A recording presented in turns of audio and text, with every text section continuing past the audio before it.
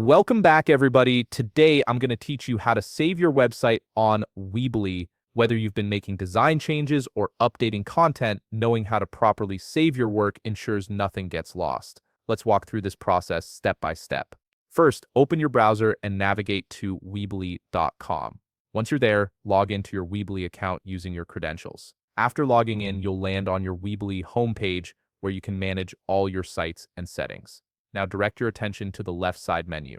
You'll see an option labeled Website. Click on it, and just beneath that, you'll find Edit Site. Go ahead and click Edit Site to proceed.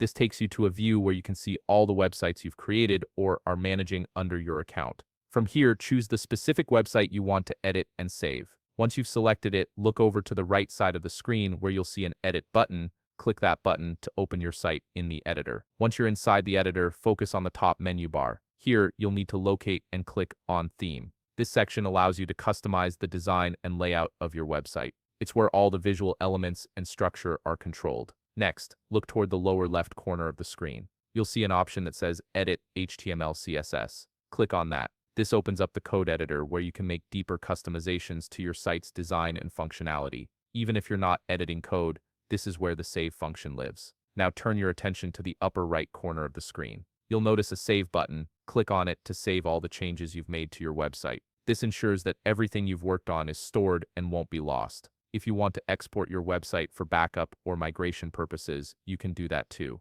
Look back at the lower left corner and click on Export Theme. This will start downloading your website as a file to your computer, giving you a complete backup of your site's design and structure. And that's it. You've successfully saved your Weebly website and even learned how to export it for safekeeping. If you found this video helpful, please leave a like, subscribe, and see you in the next video.